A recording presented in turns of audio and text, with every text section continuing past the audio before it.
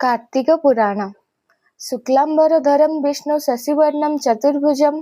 प्रसन्नवदनं ध्यायेत् सर्वविघ्नो प्रशान्तये व्यासाय विष्णुरूपाय व्यासरूपाय विष्णवे नमो वैभव विधेय वसिष्ठाय नमो नमः। वैकुंठे च प्रयागे च तथा बदरिकाश्रमे इदं विष्णुवच क्रामो क्रोधो बनी बधे पदम् तैरेव सहितैव सर्वे मुनि वेदमुखानि च कार्तिकेयं करिष्यामि प्रातः स्नानं जनार्दन प्रीत्यर्थं तव देवेश दामोदर मया सह धात्वा हत्वा च देवेश जलस्नान स्नातुमुद्यतः तव प्रसादत् पापमे दामोदर बनश्यतु नित्ये नैमित्तिके कृष्ण कार्तिके पापनाशने। नमः कमलाकांताय नमस्ते जलसायिने नमस्तु ऋषिकेश गृहणार्घ्य नमस्तु।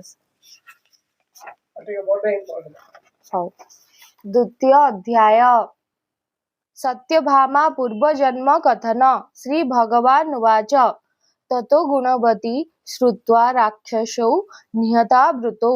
पिता भर्ता च दुःखार्ता करुण पर्यवेदयत्। निषादगण निकटे रही देखुथिले ब्राह्मणी कन्या को जाई संदेश कहिले चंद्रहोत्रर गहरणी शुणी ए बारता शोक सागरे पड़िन अति आकुलिता पति पियर मृत्युरे होइन अधीर कांदई तरुणीमणि होई शोकातुर आहारे दारुण धाता मंद कर्म कलु एका संगे पति पियरंकु घेनी गलु एकाकिनी हेली मोर गृहे केही नाही केउ परकारे रहिबी केउ ठाई अल्प बयसे आसी विपद पड़िला घोर बने रखी बही आखि खोली नेला कि बुद्धि करिबी बुद्धि बाट न दिशई दिक जीवन मोहर आरे मंद बही केमंत प्रकारे दिन जीव ए शयले न जाई जीवन किंपा रही अछि हेले आहे पिता मते छाड़ी केउ आड़े गल क्षणे न देखिल केते दुख पाउथिल मते मुरुछि न पारी ब्राह्मण पुत्र को घर को आनी विवाह करी देलो तांकु पर कुमर को गृहे रखी जत्ने बाली विवाह करी देई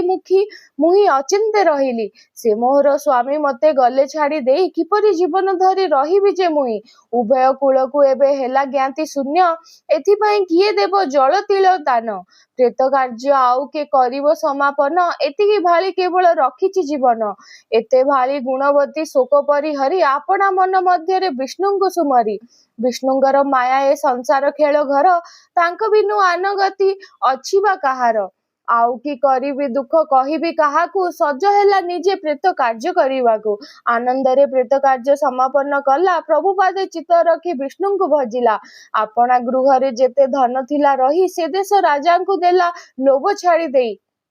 आन जने ब्राह्मण को देला डीह बाड़ी घेनी लोक से ब्राह्मण दान झले हुड़ी देखी देव श्रमाश्रुते मने चिंता कला सेही ब्राह्मण को गृह कोण के मागिला भिन्न करी द्वार एक कला से तरुणी ताल बरडा को ताटी कला जत्ने आनी कार्पास विक्रय करी जीविका से कला दुख को सुख पराए मणि से अबला कार्तिक व्रत पालन कला विधि मते एकादशी व्रत विधि कला दृढ़ चिते मिथ्या छाड़ी सत्य कथा सर्वथा कहई पाप कर्म को हृदय सदा डरु थाए कार्तिके पूर्णिमा व्रत करई पालन 12 मास मध्य ताहा अटई प्रधान प्रातः काले स्नान करी शुचिमंत होई शिव विष्णु नाम मुखे दृढ़े भजु थाए विष्णुंकर प्रिय जे कार्तिक महाव्रत जतने पालई देवी होई दृढ़ चित जथा विधान रे उपवास से करई एकादशी व्रत गोटी जतने पालई निज आश्रमे तुलसी वृक्ष के स्थापिला प्रातः स्वयं काले तही दीपदान देला पंचवर्ण मुरुज लगाई वृक्ष मूले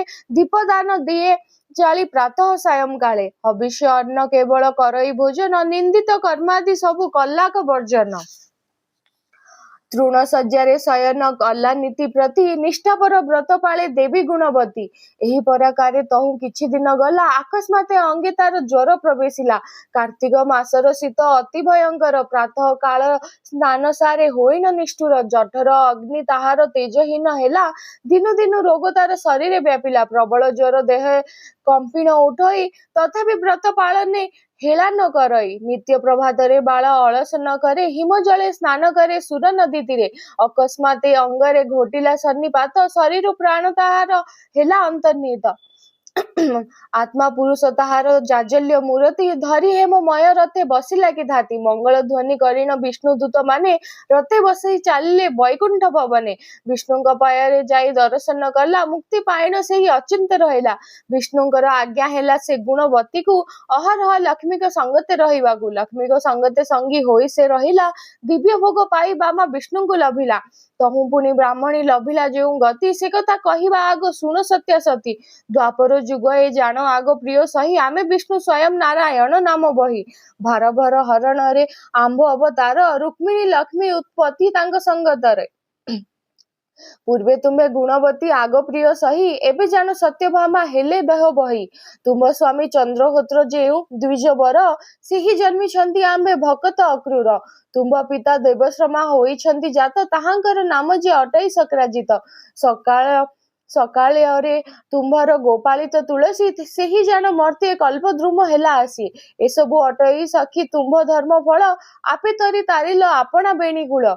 कार्तिक व्रतर कथा हेमंत अटई तेणु तुम्हें अति प्रिय अटई गोसाई निशी आग मनरे दीपदानर ए फल अटई तुम्भर पूर्व सुकृत केवल तेणु तुम्भ उपरे संतोष कमलिनी नहिले कि होइथांते तांक सपतणी संतोषरे तुम्भकु न बही अहंकारे प्रसन्न चित्तरे लक्ष्मी देइछन्ति बर कहन्ति करुणा सिंधु प्रभु जलधर पद्म पुराणर यथा विधि रससार उत्तरखंडरे विद्यमान जा अटई कार्तिक व्रतर विधि अछि लेखा होई यहा सुनी सत्यवती संतोष लभिले निजे प्रभु प्राणपति होइछ बोइले से प्रभुଙ୍କ श्री चरणे रहु मो विश्वास कार्तिक पुराण